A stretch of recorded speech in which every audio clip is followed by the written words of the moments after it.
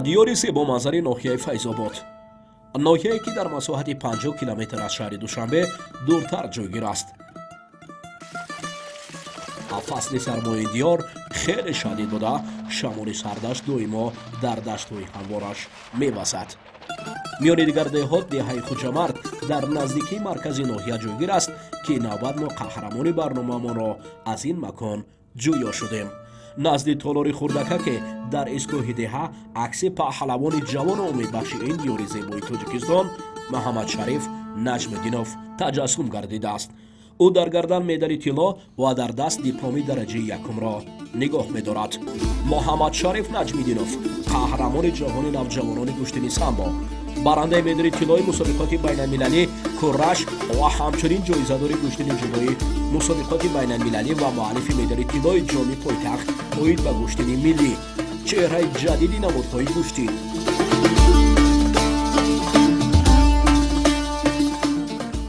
صحبت سرراهی ما با اهل جماعتی این دهه در حضور پهلوان محمد شریف از نزد عکسش تا خانه‌اشان طول کشید. نه چندان دورتر از مکان عکس خانه والدین محمد شریف جایگیر است.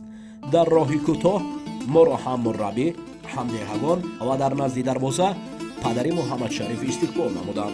آوان کودکی محمد شریف در همین قشلاقک خوجامرد در دامن کوه و پشته‌ها و فضای بی‌غبار نازنین یک گوشه کشور بهشت آسای تاجیکستان پشت سر شده است.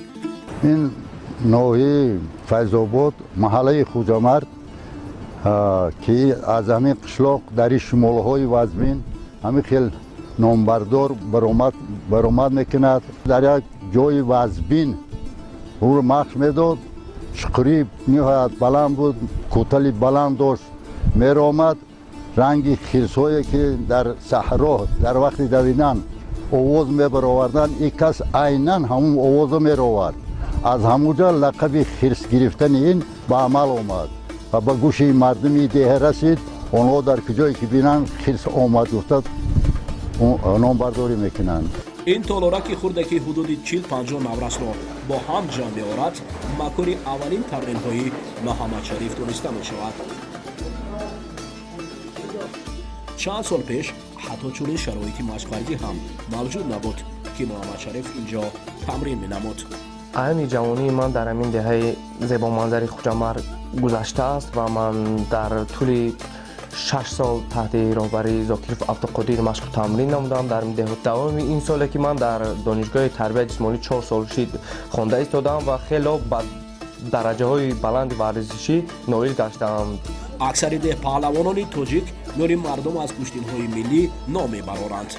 محمد شریف نیز دست پرور کشتی ملی است که از میان خلق برآمده است و با مهارت کشتیگیری دل هزاران مخلص را شیدا کرده است. سالهای 2008 او را پدر برای تمرین به نزد مربی عبدالقادر زاکر برد تا پسر را مشق دهد. در این دیار مشق تمرین میکردیم، در مسابقه‌های مکتبی بیرون از ناحیوی میرفتیم، در داخل کشور اشتراک میکردیم. ایام کودکی محمد شریف بسیار بچه چالاک چقام بود. در خردسالی ذوق رغبتش در گوشتینگ خیلی زیاد بود. ما نه بلکه در مسابقه بیرون خود بود، در گوشتینگ هایی که در داخل در نوروزی ها میگذاشت ما همین را میقتی خودمون میبردیم که همین بچه مثال گوشتین بگیره، مثال همین روحیش بلند شد. بعد پیوسته برآمدش در گوشتین های ملی محمد شریف میان همسالان با گوشتین خوبش نام برآورد.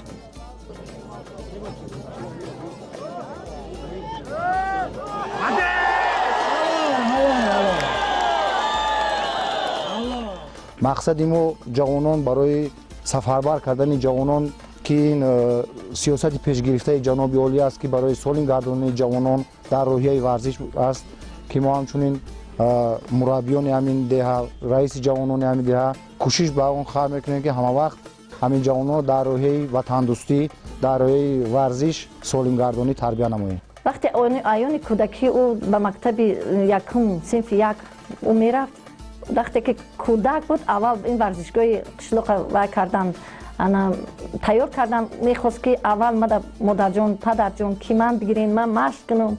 ایام کودکی و همین خیلی مشکلی ها گذرون ана устоди муҳтарамаш Абдуқодир меомад мегуфт ки чихел бисёр азобоям кашид, мушкилиёям кашид, на ки мо уро аёни кӯдаки синфи якумиш ба ҳамин қуллаҳои баланд расондем, ҳамин бачаҳои қишлоқ. Ягон боре ки ӯ ба машқ тамрино мерафт, байни мактабачаҳо мерафт, ҳама вақт меомад аввал дипломоша нишон медод ки модарҷон, падарҷон, ана ман ҷои якум гирифтам. Вақте ки ӯ ҷои сеюм мегирифт, бо мо бисёртар ба ӯ падараш ҷанҷолот зиёд мекард ки машқ кӯ, бисёртар машқ кӯ. Ягон бор ту ба дипломи седараҷа наё, якум, дуюм, якум. Маҳмадшариф Наҷмиддинов то хатми таҳсили мактаби миёна ва мактаби варзишӣ ки таҳти роҳбарии ман машқу тамрин мекард. фарзанди хурдии ман Маҳмадшариф мебошад. ҳеҷ хеле ки маълум мебошад, фарзандро тарбия кардан паҳлӯҳои ниҳоят васеъ аст. одамгариро лозим аст. чӯи уд бӯй накунад ҳезим аст. чӯи уд як дарахте аст, як шохае аст ки онро барои алоб кардан вақте ки мебинад аз рӯи оташ мегиранд, чунки вай бӯи хушрӯ дорад. барои ҳам инсонам аз рӯи хислату рафтору одобаш бояд инсонро шиносанд, не ин ки ба ин шахсон бояд таҳаммул ва тоқатпазириро бояд аз даст надиҳад. соли 2017 аввалин маротиба Муҳаммадшариф ба ҷумҳурии Қирғизистон барои ширкат дар мусобиқаи байналмилалии гӯштини ҷудо сафарбар мешавад. ӯ бо нишони биринчӣ ба ватан бармегардад. این مدال رو که شما دیده استید، من سال 2017 به دولت قرقیزستان به شهر بیشکک سفر نمودم از نمودی گوشتنگی طرزی جودو مسابقه بین المللی بین جوانان برگزار گردید. من در آنجا در وزن 73 کیلو وزنی نموده و با 4 حریف خود پیروز گشتم و پنجمین حریف من از دولت قرقیزستان بود که با پرتافت ایپان مرا مغلوب نمود و با خیلی تسلط بخش من به قهرمان آسیا که بین نورستان و جای چمپیون آسیا شده بود، من با آن پوزمایی نموده و آن را مغلوب نموده سزاوار جای سوم گشتم. دانشکده تربیت جسمانی به نام سید مومن رحیمیوف که داخل شد. بعد از اون من پیش حکومت راو رفتم که گفتم معلم راو حکومت شما همین شاگردی میرا با شاگردی قبول کنید. بهترین شاگرد است. مشق تمرینش را ادامه دهد. بلکه اون کس سخنی ما را رد نکرد، گرفت. انا این زحمت‌های آن کس بود که تا این درجه محمدشریف آماده است و سزاوار جای نمایان در مسابقه‌های بین‌المللی و داخل کشور نایل گشت. سوژه مذکور آخری ماه مارس سال 2019 از هنر چهره نو گوشتنی ملی از جام پایتخت خبر می‌دهد. محمدشریف بکوری با روش گوشتنش از دیگران فرق می‌کرد. در این میان محمدشریف نجمیدینوف با پرتاب‌های جذاب و دیدنی خوش درخشید. محمدشریف نجمیدینوف حالا سر کتف علی آفرین انا این حلال است. بند و اصول‌های فاخر به تعبیر محمدشریف در صورتی در عین تمرین بیشتر بالای آنها کار کنیم در مسابقه نتیجه می‌دهد. البته خوب است اگر پیرام رو ما بیشتر کار کنیم در حین تمرین و در مسابقه با ما یاری بیشتر می‌دهد. وقتی که او به مسابقه جمهوری سفربر بود، ما با همسایه‌ها نشسته بودیم. او به حد بیماری زکام داشت، نمیرم گفت مادر. بعد با هم اسلکمون این اکای سمندر زنگ زدیم، با گفت که اگر بیمار باشه تواند نیا بیاید. ما همین کوشش کردیم، خستیم با دستی پر. گفتم بچه‌م اگر تو برای همین مسابقه جمهوری ده تو باید به سری بلند برگردی. مادر جان بیمارم. من گفتم که اگر یک بار خطا تمرین که خطا همین مسابقه تا یک وای که انشالله تو به قلای بلند برمیگردیم. ما هم هر هم سفر شدیم به شهر دوشنبه رهسپار شدیم. بیمار بودم، من به مادرم گفتم من نمیتونم گوش قوزمایی نموده بیا من به این مسابقه نروم. مادرم مرا مجبور کرد، گفت بچم تو انشالله رفته در آنجا با مدال طلا به دهات برمیگردیم. من گفتم خوب اوچه جان، من بعد به مسابقه سفربر شدم که در اونجا سزاوار جای اول گشتم. او بعد از برآمدن به زینه اول احساساتش را به طور ضعیف بیان داشت. یک چیز وجودت را فرا میگیرد که آن را بیان کردن خیلی مشکل است و مینداری خود را به پیشوای به اساسدار صلح و وحدت پیشوای ملت میرسانیم که برای ما جوانها چنین مسابقات تشکیل و برگزار میگردد. محمد شریف نجمیدینوف ورزشگر 20 ساله دانشجوی دانشکده تربیت جسمانی تاجیکستان از میراث گرفته پهلوانان گذشته مفخر است و میگوید آن را باید حفظ نمود. از قدیم ایام به ما میراث مانده است و این میراث را باید ما گم نکنیم. گوشتنگیری و گوشتنگ ملی برای انسان هم سلامتی میدهد و از کارهای بد آدم را امین میدارد. البته من بیشتر به جودو مشق میکنم. سپینی که من فرهاد رحمت‌الله و چمپیون ریسپوبلیک میباشد و خیلی ورزشگر نقد و با تجربه میباشد. من آن را با اصول سر شانه برداشته یک پهلو زدم و غالبیت را به دست آوردم. اوه انا اکنون ببینید یک پهلو قهرمانی آسیا را می‌افتاند. و دوم حریف من این شمایل جهانگیر میباشد که این هم خیلی جوان است، جوان خوب است، خیلی ورزشگر خوب است. من این را با اصول سر کتف یعنی حلال غالب نمودم. او نیز همسان دیگر ناموران تاجیک در صحنه هنرهای جهانی پهلوانی در رشته جودو امیدهای فراوان دارد.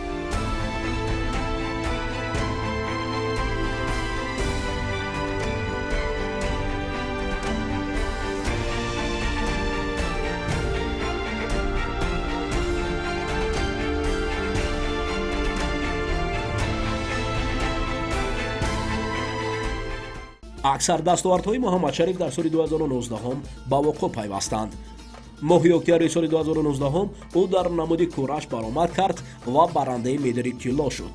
و این مدال که شما دیده استودید من سال 2019 ماه 5 اکتبر که من به دولت ازبکستان به شهر تیرمی سفر نموده در آنجا در وزن 73 کیلو از نمود گوشتنگ کورش قوازمایی نمودم و یکمین حریف من از یکم دور آزاد بودم و دوم حریف من از دولت لبنان بود و آن رو من مغلوب نمودم و سومین حریف من این از دولت تایپه خیتای بود من آن رو مغلوب نمودم و چهارم حریف من ازبک بود و آن رو با پهتافت حلال غالب نمودم. مدال طلا رو به تاجیکستان آوردم و پرچم جمهوری تاجیکستان رو پرافشان نمودم. محمد شریف با جز از چند کشوری همسایه دیگر به مسابقه‌های بین المللی سفر نکرده است، اما با وجود کم شرکتش در مسابقه‌ها او دویما با دستاویز به وطن برگشته است. از همه دستاوردی بلند ورزشیش در گشتن سمبو است. تاریخ 11 تا 13 اکتبر سال 2019 نجمیدینوف در حیات تیم کشور برای برآمدن به چمپیونات جهانی گشتن سمبو میان نوجوانان سفربر به شهر تاشکند شد. پایتخت کشور ازبکستان مکان برگزاری این چهارمین بزرگ ورزشی انتخاب شده بود. محمد شریف تا قسمت فینال به مانع آماده رسید و دیدار فینالی را با نماینده روسیه ایگور سوخاپاروف انجام داد. ایگور سوخاپاروف میان نوجوانان روسیه رقم 1 بود. او چمپیونات روسیه اوید به سامبو را با نشان طلا جنببست کرده بود. اما نبرد این پهلوانی روز برای محمد شریف خیلی جالب و شایسته پشت سر شد. مهم مدال طلا را محمد شریف به گردن آویخت و به خاطرش سرود ملی تاجیکستان صدا داد.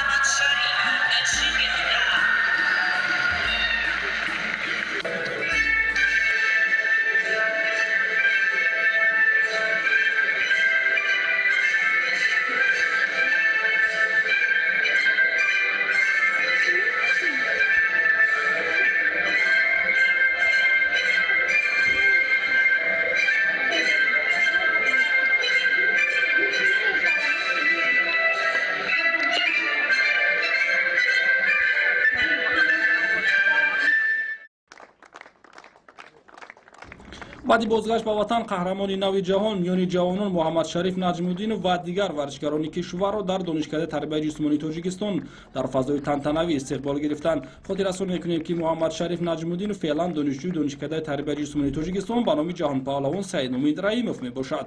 برابر استقبال صمیمی سمبوچیان مملکت برای پاس خاطره در نزد پیکره اولین قهرمانی جهان در رشته سامبو سید امید رحیموف گلچنبر گذاشتند. наҷмиддинов маҳмадшариф дар вазни 74 кило сазовори ҷои аввал гашт ки дар қисми ниҳоӣ беҳад ҳарифи 2 карат чемпиони ҷаҳонро аз давлати русия буд ба он ба як ҳисоби баланд ғалаба ба даст овард. ана ин медалеро ки шумо дидаистед, ин медали чемпионати ҷаҳон аст ки дар давлати Узбекистон дар шаҳри Тошкент баргузор гардид. ман дар он ҷо дар вазни 74 килограмм аз намуди гӯштинги самбо возмоӣ намудам ва аз якум давр озод будам ва дуюм ҳарифи ман аз давлати Қазоқистон буд ва ман он ҳарифро ба ҳисоби 8-0 мағлуб намудам ва севумин ҳарифи ман аз давлати Озарбойҷон буд ва онро ба ҳисоби 12-0 мағлуб намудам ва чормин ҳарифи ман ки рус буд ки чӣ гуна шумо медонед ки ин намуди гӯштинги самбо аз русҳо ҳаст. ман ба он возмоӣ намудам ва ҳеҷ монеаро нигоҳ накарда онро ба ҳисоби 7-3 мағлуб намудам. айни замон маҳмадшариф таҳти роҳбарии Равф Ҳукматов дар толори манеҷ машқварзӣ мекунад.